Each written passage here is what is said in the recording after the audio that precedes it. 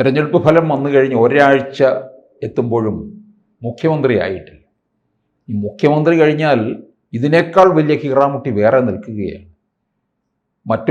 ഒരു പടകൾ തന്നെ ഇങ്ങനെ നിൽക്കുകയാണ് മന്ത്രിക്കുപ്പായവും അണിഞ്ഞ്. അതെ, കോൺഗ്രസിലായാലും ഘടകകക്ഷികളായിട്ടുള്ള ലീഗിലും കേരള കോൺഗ്രസ് ജോസഫിലും ഒക്കെ തന്നെ ഓരോ ഘടകകക്ഷി ഇപ്പോൾ പിടിമുറുക്കിക്കൊണ്ട് നിൽക്കുകയാണ്.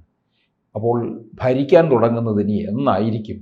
കോൺഗ്രസ് മന്ത്രിമാർ ആരപ്പ എന്നാണ് ഇപ്പോൾ ചോദിക്കുന്നത്.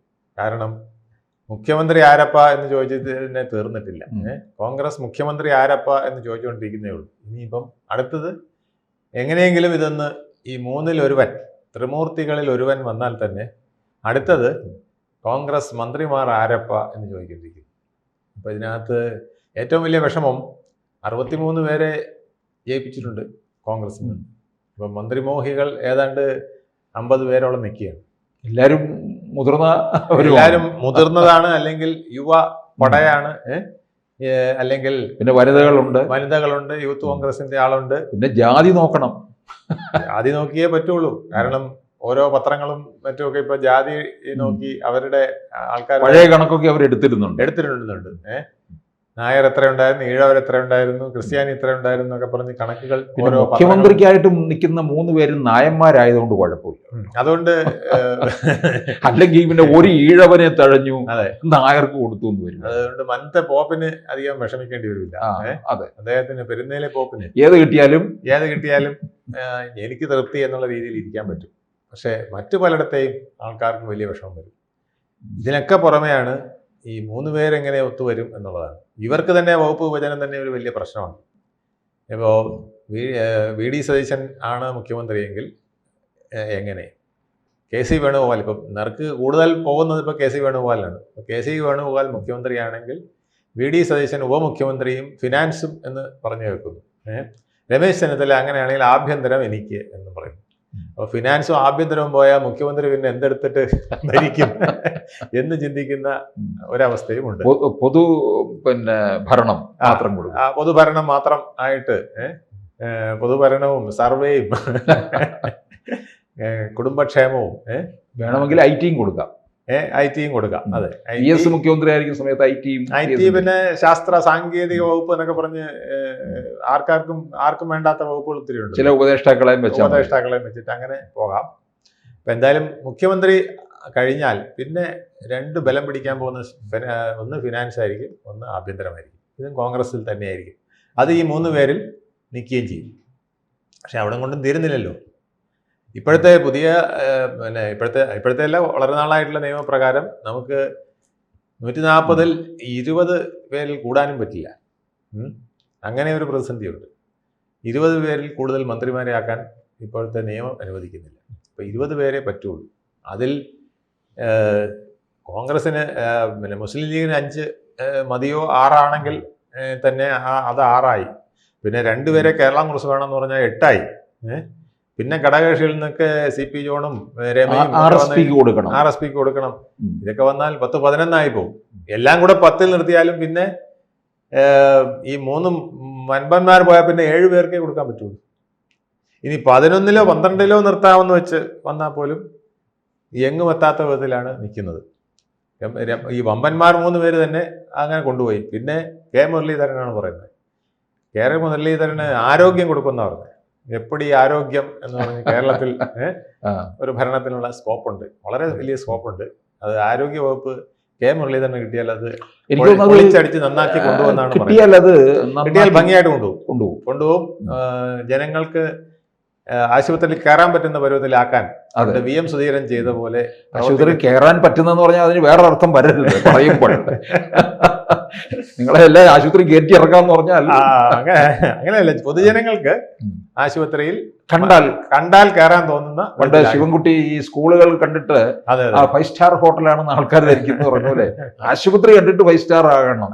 അതിനകത്തൊരു മാറ്റം വരണം. മിനിമം ചികിത്സയും സൗകര്യവും മാന്യമായ പെരുമാറ്റവും ഒക്കെ ഉറപ്പാക്കി ഒരു ആരോഗ്യ വകുപ്പിനെ ഉണ്ടാക്കാൻ കെ മുരളീധരൻ അങ്ങനെ കഴിയുമെന്നാണ് പ്രതീക്ഷിക്കുന്നത്. എന്നാലും കിടക്കുന്നു തിരുവഞ്ചൂർ രാധാകൃഷ്ണൻ കിടക്കുന്നു, അതെ, വളരെ മുഖ്യമന്ത്രിയാകാൻ യോഗ്യനായിട്ടുള്ള ഒരാളാണ്. അതെ അതെ. അദ്ദേഹം എന്താ മാറി നിൽക്കുന്നതെന്നാണ് ഞാൻ ആലോചിക്കുന്നത് കേട്ടോ. അദ്ദേഹത്തിന് ഈ തള്ളിനിടയിൽ ഉന്തും ഇടിയും കൊള്ളാൻ വയ്യാന്ന് വിചാരിച്ച് മാറി ഈ നിൽക്കുന്നു. നമ്മളിപ്പോ പറഞ്ഞ മുരളീധരൻ എന്താ മുഖ്യമന്ത്രിയാകാൻ അങ്ങനെയാകേണ്ടതാണ്. തിരുവഞ്ചൂർ അങ്ങനെയാണ്. സണ്ണി ജോസഫ് വരുന്നു. പിന്നെ വനിതകളിൽ ഒരു വലിയ പട കിടക്കുന്നു. ബിന്ദു കൃഷ്ണ, ഉമാ തോമസ്, ഷാനിമോള്, ഉമാ തോമസ് ഏറ്റവും കൂടുതൽ ഭൂരിപക്ഷത്തിൽ ജയിച്ച വനിതയാണ്. അതെല്ലാം കിടക്കുന്നു. പിന്നെ AP അനിൽകുമാറിനെ ഒഴിവാക്കാൻ പറ്റുമോ? അത് മുസ്ലിം ലീഗിന്റെ ഒരു 7ാം മന്ത്രിയും കൂടെയാണ് AP അനിൽകുമാർ. അങ്ങനെ AP അനിൽകുമാറിനെ ഒഴിവാക്കണം. പിന്നെ ഷൗക്കത്തും ബാധിക്കും. ഹരിജൻ നിലമ്പൂരിൽ നിന്ന് വന്ന നിലമ്പൂരിൽ നിന്നുള്ള ഷൗക്കത്ത് തീർച്ചയായിട്ടും ഹരിയാണ ഷൗക്കത്തിന് ഒന്നും കൊടുത്തേ പറ്റൂ. കാരണം മലപ്പുറത്ത് പിന്നെ നിലമ്പൂരിൽ പിന്നെ അവിടെ ഉപതെരഞ്ഞെടുപ്പിൽ വിജയിച്ചു വന്ന ആളാണ്. അത് മാത്രമല്ലേ, മലപ്പുറത്ത് കോൺഗ്രസ് മന്ത്രി വേണ്ടി. ലീഗിന് മന്ത്രിമാർ ഒത്തിരിയുണ്ട്, പക്ഷെ കോൺഗ്രസിന്റെ ഒരു മന്ത്രി വേണ്ട. എല്ലാ കാലത്തും അവിടുത്തെ പ്രശ്നം അതാണ്. ലീഗിൽ നിന്ന് 7 മന്ത്രിമാർ വരുമ്പോൾ അതിലധികവും മലപ്പുറത്ത് നിന്നായിരിക്കും. അപ്പോൾ പിന്നെ എന്ത് ചെയ്യും എന്നുള്ളതാണ് പ്രശ്നം.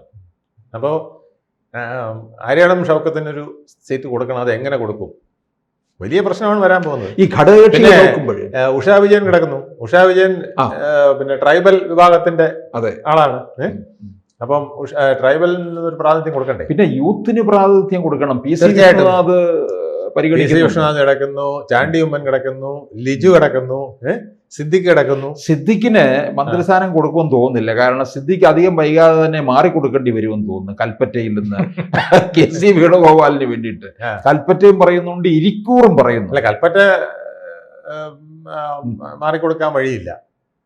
ഇരിക്കൂറായിരിക്കും ചാൻസ് കൂടുതലെന്ന് തോന്നുന്നു. പക്ഷെ എവിടെ നിന്നാലും ഞങ്ങൾ തോപ്പിക്കുമെന്നാണ് ഇപ്പം കോൺഗ്രസിന് അകത്തെ ഗ്രൂപ്പുകൾ പറയുന്നത്. അത് വലിയൊരു ഗതികേടാണ്. കാരണം പണ്ട് പിന്നെ കെ മുരളീധരന്റെ ഭാവി പോയത് അങ്ങനെയാണ്. അതെ, വൈദ്യുതി മന്ത്രിയായിട്ട്. പിന്നെ 2004 വൈദ്യുതി മന്ത്രിയായിട്ട് വടക്കാഞ്ചേരി നിന്ന് കൊടുത്തു. അന്ന് മൊയ്തീൻ ഒന്നുമല്ല, അവിടുത്തെ വെറും ഒരു ഏരിയ കമ്മിറ്റി സെക്രട്ടറിയാണ്. അതെ. ആരും അറിയാത്ത മൊയ്തീനെ പിടിച്ച് CPM സ്ഥാനാർത്ഥിയാക്കിയിട്ട് കൊടുത്തു.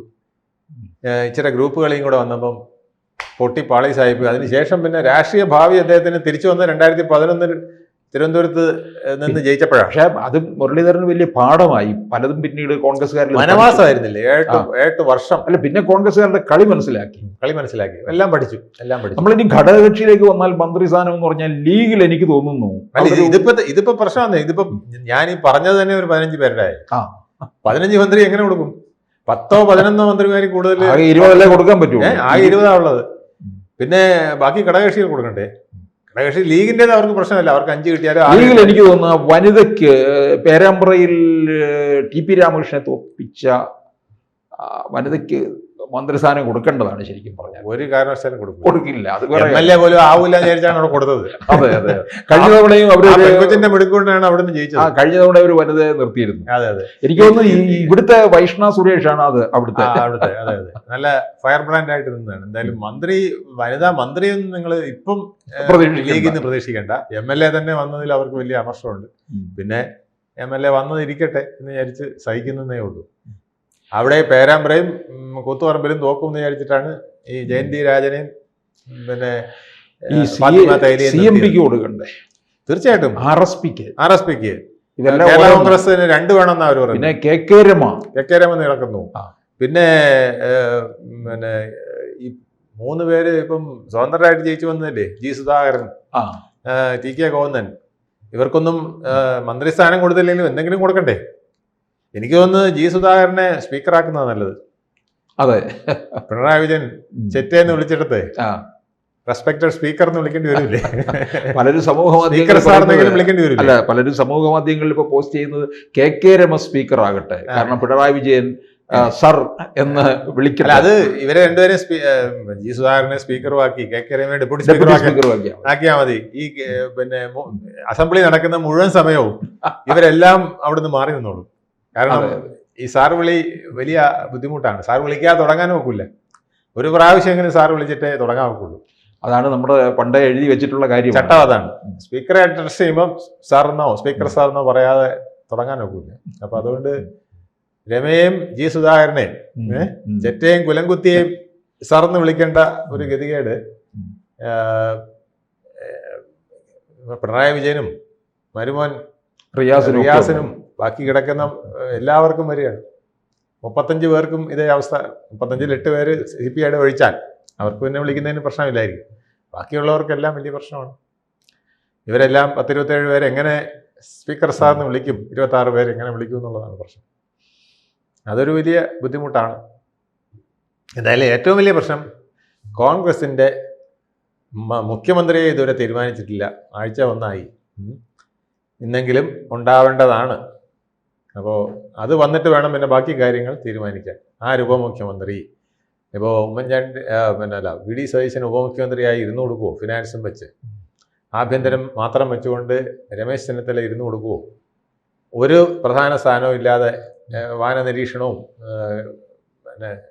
മറ്റ് ശാസ്ത്ര സാങ്കേതിക വകുപ്പൊക്കെ വെച്ചുകൊണ്ട് കേസ് ഇരുന്ന് കൊടുക്കുമോ? ഇതൊക്കെ വലിയ പ്രശ്നമാണ്. അത് കഴിഞ്ഞിട്ടാണ് പിന്നെ ഈ വിഭജനങ്ങളും സ്ഥാനവും ഒക്കെ വരുന്നത്.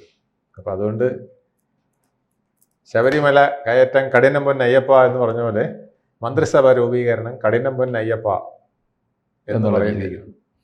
കൂടുതൽ വാർത്തകളും വിശേഷങ്ങളും നിങ്ങളിലേക്ക് എത്താൻ ABC മലയാളം സബ്സ്ക്രൈബ് ചെയ്യുക, ബെൽ ബട്ടണും അമർത്തുക.